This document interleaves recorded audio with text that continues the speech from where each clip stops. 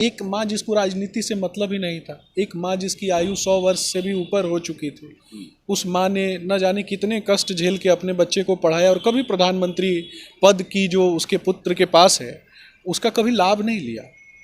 उस माँ के बारे में इस प्रकार की गंदी गाली देना और उसके लिए राहुल गांधी के मंच का प्रयोग करना, आप समझ सकते हैं कि इससे ज़्यादा दुर्भाग्यपूर्ण भारतीय राजनीति के लिए कुछ भी नहीं हो सकता। उसको पकड़ा गया जिसने गाली दी थी, तो वो पता चलता है कि वो कहीं ना कहीं पहले बीजेपी में थे, उसके बाद फिर एमआईएम में आए। महागठबंधन से उसका कोई लेना देना, मगर मंच महागठबंधन का। मैंने आपको बताया ना कि परसेप्शन की राजनीति करने में, झूठ की राजनीति करने में, भ्रम फैलाने में ये गांधी नेहरू परिवार और तेजस्वी यादव तो अभी नौसिखिया बच्चा है उनके सामने, लेकिन वो भी लालू जी से सीख के इस प्रकार की काम करते हैं। लालू जी क्या किए? गुंडा पार्टी बनाया, अपराधियों का पार्टी बनाया, बाहुबलियों का पार्टी बनाया, लूचे लफंगों को टिकट दिया, अपराधी गुंडे बाहुबलियों को। मुस्लिम वर्ग से आने वाले जो पढ़े लिखे लोग थे उनको टिकट नहीं दिया, उनको समाज का प्रतिनिधित्व करता नहीं बनाया।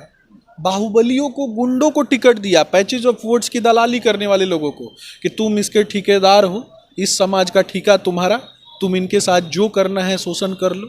अब्दुल बारी सिद्दीकी, बहुत सारे अभी इससे इसराइल मंसूरी, ये सब भी तो पढ़े लिखे हैं, जाहिल हैं। एक अब्दुल बारी सिद्दीकी की आप बात करते हैं, आप साहबुद्दीन कौन? मंत्री पद पे रहे। साहबुद्दीन कौन था? एलएलबी किए हुए थे। एलएलबी करने से होता है? पढ़े लिखे ग्रेजुएट। चंदा बाबू के बच्चों को तेजाब से नहलाने वाले लोग, ये तय करने वाले कोर्ट होते हैं। बिल्कुल निश्चित रूप से कोर्ट होते हैं।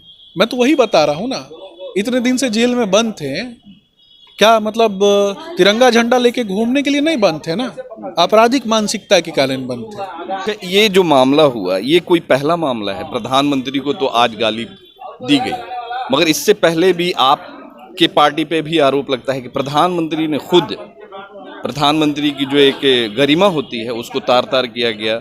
सोनिया गांधी को और इंदिरा गांधी को, यहाँ तक कि बिहार के जो पूर्व मुख्यमंत्री हैं उनको, राबड़ी देवी, उन पे भी अपशब्द। और जो हमारा इतिहास है उसमें कहा गया कि विदेशी स्त्री के कोख से जन्मा हुआ जो बच्चा है ना, वो राज्य के हित के बारे में नहीं समझ सकता, राज्य के लोगों की भावनाओं को नहीं समझ सकता, राज्य की भावनाओं को नहीं समझ सकता। मैंने जो बोला वो भी तो सुनिए, मैंने भी तो कहा कि विदेशी स्त्री के कोख से जन्मे हुए बच्चे पर लोगों को भरोसा नहीं होता। आप मानते कि जितनी विदेशी महिला के कोख से जन्मे हुए बच्चे हैं, और मतलब वो भारत को नहीं चला सकते? भारत को नहीं चला सकते।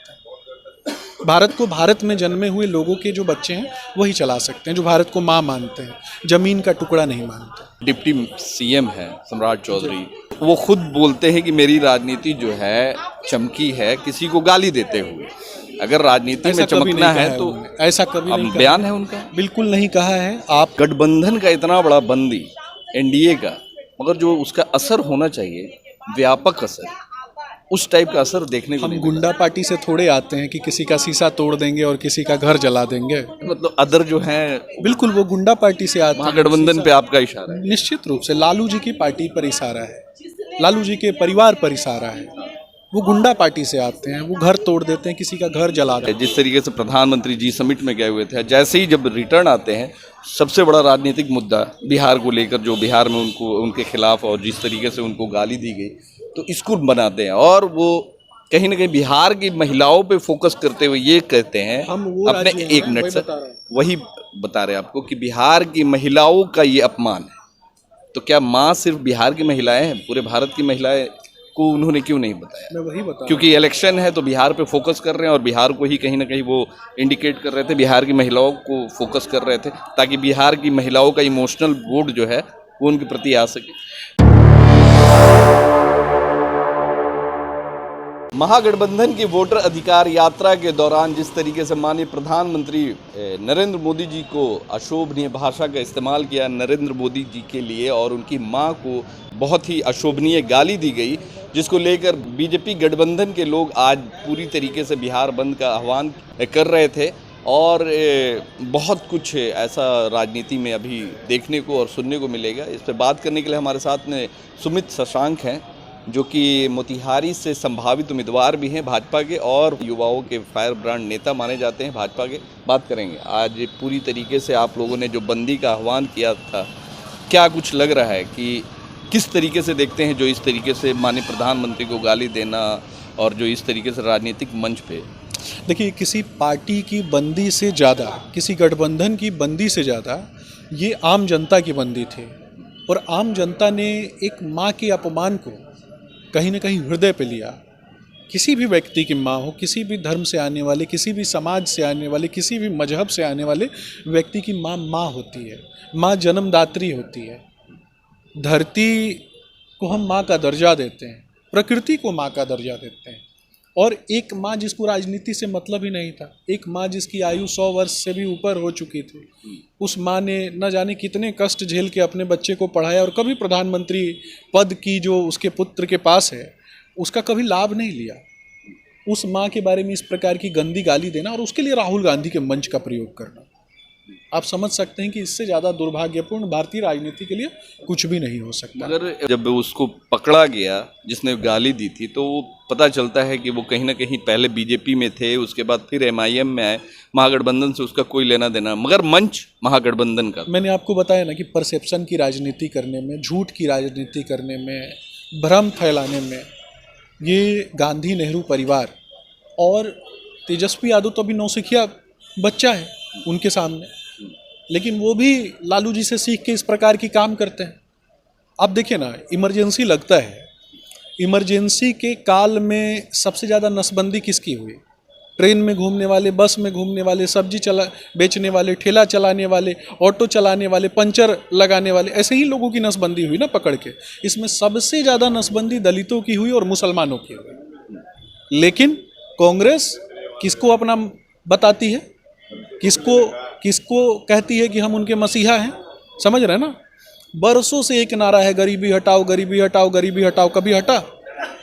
इन लोगों ने कभी गरीबी नहीं हटाया। लेकिन जिस पार्टी ने प्रयास किया, जिस पार्टी ने सर्व समाज को आगे बढ़ाने की बात की, जिस पार्टी ने सबके लिए काम किया, उस पार्टी को इन लोगों ने इस प्रकार की बातें करते हैं। मंच किसका था? मंच राहुल गांधी का था, मंच तेजस्वी यादव का था, और उस मंच से गाली दी गई तो जिम्मेदार कौन होता है? निश्चित रूप से आपके ऑफिस में मैं आता हूँ, या फिर आपके ऑफिस से अगर कोई व्यक्ति, आप चले जाते हैं और वहाँ आपका स्टाफ जो है मुझे गाली दे दे, तो जिम्मेदारी किसकी बनती है? आपकी बनती है ना। तो मुझे लगता है कि परसेप्शन की राजनीति करने वाले लोग हैं। लालू जी क्या किए? गुंडा पार्टी बनाया, अपराधियों का पार्टी बनाया, बाहुबलियों का पार्टी बनाया, लुच्चे लफंगों को टिकट दिया, अपराधी गुंडे बाहुबलियों को। आप देखेंगे ना कि किस तरीके से सवर्णों का नरसंहार करवा दिया। ओबीसी पर, ओबीसी वर्ग से आने वाले जो लोग हैं उनका अपहरण करवाया व्यवसायी वर्ग का, और दलितों पे एफआईआर करवा दिया। ये लालू जी के लोगों ने किया। अब मुसलमानों के साथ क्या किया मैं बता देता हूँ। मुस्लिम वर्ग से आने वाले जो पढ़े लिखे लोग थे उनको टिकट नहीं दिया, उनको समाज का प्रतिनिधित्व करता नहीं बनाया। बाहुबलियों को, गुंडों को टिकट दिया, पैचेज ऑफ वोट्स की दलाली करने वाले लोगों को, कि तुम इसके ठेकेदार हो, इस समाज का ठेका तुम्हारा, तुम इनके साथ जो करना है शोषण कर लो। अब्दुल बारी सिद्दीकी और फिर जाके बहुत सारे अभी इससे इसराइल मंसूरी, ये सब भी तो पढ़े लिखे जाहिल हैं। एक अब्दुल बारी सिद्दीकी की आप बात करते हैं, पहले भी बहुत सारे लोग भाई साहब, साहबुद्दीन कौन? मंत्री पद पे रहे। साहबुद्दीन कौन था? एलएलबी किए हुए थे। एलएलबी करने से होता है? पढ़े लिखे ग्रेजुएट। चंदा बाबू के बच्चों को तेजाब से नहलाने वाले लोग, ये तय करने वाले कोर्ट होते हैं। बिल्कुल निश्चित रूप से कोर्ट होते हैं।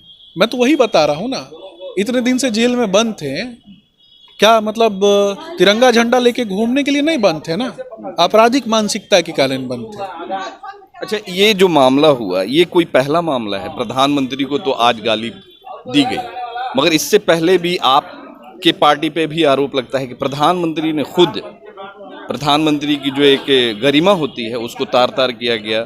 सोनिया गांधी को और इंदिरा गांधी को, यहाँ तक कि बिहार की जो पूर्व मुख्यमंत्री हैं उनको, राबड़ी देवी, उन पे भी अपशब्द बताए। मैं एक चीज़ पूछना चाहता हूँ कि पंडित चाणक्य ने कहा है, मैं पंडित चाणक्य पे भरोसा करता हूँ। मैं वेदों की बात करता हूँ, पुराण की बात करता हूँ, ऋग्वेद की बात करता हूँ, यजुर्वेद की बात करता हूँ, जो हमारे सांस्कृतिक ग्रंथ है, कुरान की भी बात करता हूँ।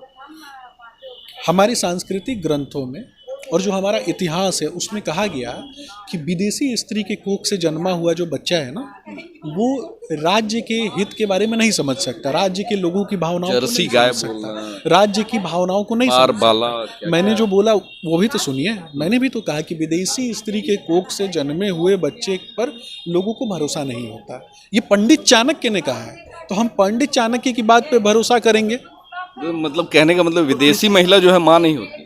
भाई मैं कहाँ कह रहा हूँ कि विदेशी महिला माँ नहीं होती, महिलाओं का सम्मान होना चाहिए, लेकिन पंडित चाणक्य ने जो कहा, आप पंडित चाणक्य को नहीं ये चैलेंज कर सकते हैं। मैं पंडित चाणक्य की बातों पर भरोसा करता हूँ। नीति शास्त्र के एकमात्र जाने माने आचार्य पंडित चाणक्य थे। पंडित चाणक्य ने कहा है ये बात। मतलब कि आप मानते हैं कि जितनी भी विदेशी महिला के कोख से जन्मे हुए बच्चे हैं और मतलब वो भारत को नहीं चला सकते, भारत को नहीं चला सकते। भारत को, भारत में जन्मे हुए लोगों के जो बच्चे हैं वही चला सकते हैं, जो भारत को माँ मानते हैं, जमीन का टुकड़ा नहीं मानते, जो भारत की सांस्कृतिक एकता में भरोसा करते हैं, वही लोग चला। बिल्कुल निश्चित रूप से। इसमें गलत क्या है? 10 बार बोलूँगा। एक सवाल ये भी है कि आपके जो डिप्टी सीएम हैं सम्राट चौधरी, वो खुद बोलते हैं कि मेरी राजनीति जो है चमकी है किसी को गाली देते हुए। अगर राजनीति में चमकना है तो ऐसा कभी नहीं बयान है उनका, बिल्कुल नहीं कहा है। आप उन्होंने लालू प्रसाद जी को गाली दे देकर आज वो बिल्कुल नहीं कहा है, बिल्कुल नहीं कहा है। और आप इस प्रकार की चीज़ों को कैमरे पे प्रस्तुत नहीं कर सकते। गाली कभी भी विकल्प नहीं हो सकता है। आप बताइए ना, इतनी गंदी गाली राहुल गांधी के ये तो अशोभनीय है और ये कहीं से भी माफी लायक। शब्दों की मर्यादा होती है, एक शब्द को एक सीमित तरीके से बोला जा सकता है। मेरे विचार है, मैंने कहा कि विदेशी स्त्री के कोख से जन्मे हुए बच्चे को सत्ता नहीं सौंपी जाती है, ये पंडित चाणक्य ने कहा है, ये मेरा मानना है।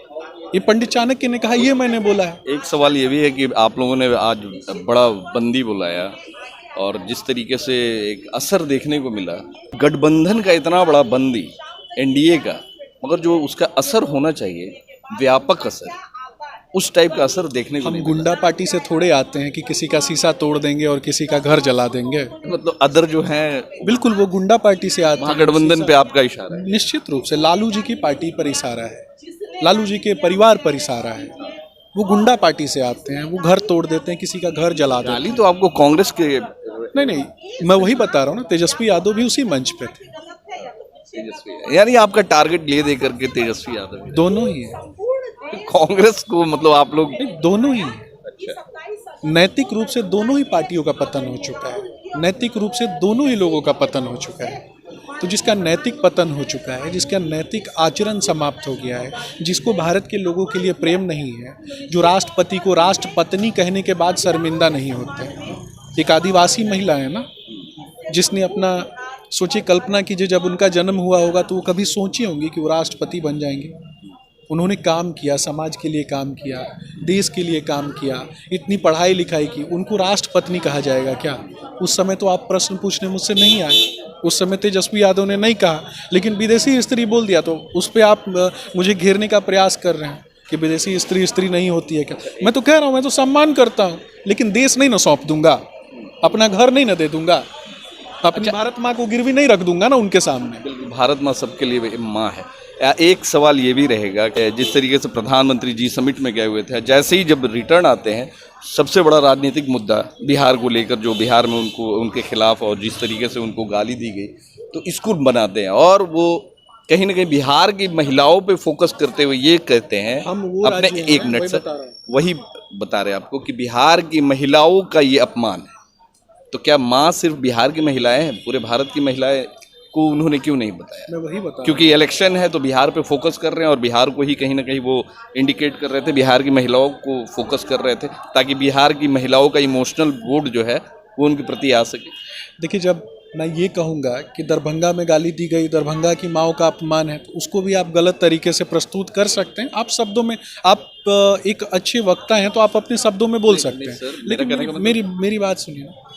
मेरा कहना है कि दरभंगा हमारी सांस्कृतिक राजधानी है, मिथिला वो क्षेत्र है जहाँ जनक नंदिनी माँ सीता का प्रदेश है और भगवान श्री राम का ससुराल भी है, तो पूरे बिहार को माना जाता है। और उस ससुराल में अगर एक बेटे को गाली दी गई, जो प्रधान सेवक है, देश का सेवा कर रहा है, जो 4 घंटे सोता है, मात्र जो 16-16 मात्र घंटे 4 काम, निश्चित रूप से आप देखिए ना, किस समय आप देखिएगा कि प्रधानमंत्री जी ऑन नहीं रहते, हर दिन कहीं ना कहीं काम करते हैं।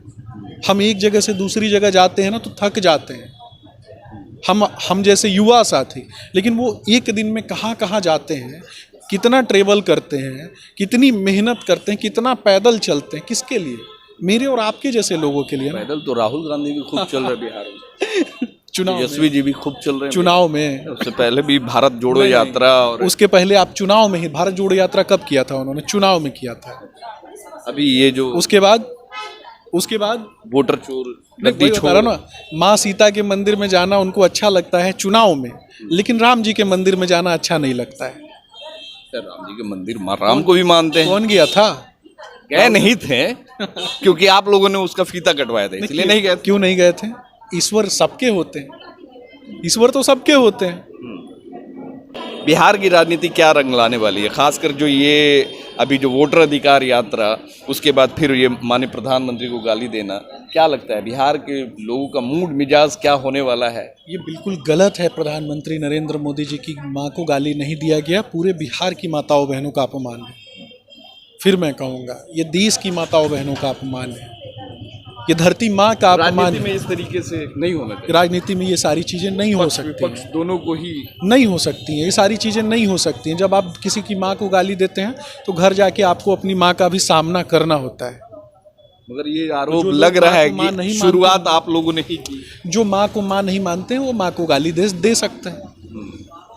चलिए, हमारे साथ भी देखिए सुमित शशांक है, जिन्होंने साफ तौर पे कहा कि जो माँ को नहीं मानते हैं वो माँ को गाली दे सकते हैं। हालांकि बिहार की राजनीति या फिर भारत की राजनीति की बात करें तो ये कोई पहला मामला ऐसा नहीं है जहाँ पे राजनीति चमकाने के लिए लोग गाली भी देते हैं और आगे भी बढ़ते हैं। बहुत सारे ऐसे मामले सामने आए हैं जो कि पक्ष और विपक्ष लगातार एक दूसरे पे आरोप प्रत्यारोप और अशोभनीय टिप्पणी करते हुए नजर आए हैं। हालांकि माननीय प्रधानमंत्री जी को गाली देना ये कहीं से भी शोभनीय नहीं। नरेंद्र मोदी वो बाद में है, पहले इस देश के प्रधानमंत्री हैं और प्रधानमंत्री की जो एक गरिमा होती है, जो एक प्रतिष्ठा होती है, वो कहीं ना कहीं तार तार ज़रूर हुई है। मगर आरोप जो है लगता है पहले कि बीजेपी वाले ने और जो एनडीए की सरकार ने बहुत सारे ऐसी बातों में, बहुत सारे ऐसे बयानों में इंडिया महागठबंधन के बहुत सारे लोगों को गाली गलौज, और भी राजनीति है, चलता रहेगा। आगे बहुत कुछ बाकी है, 2025 का चुनाव है, आगे क्या क्या कुछ होता है, क्या कुछ देखने को मिलता है,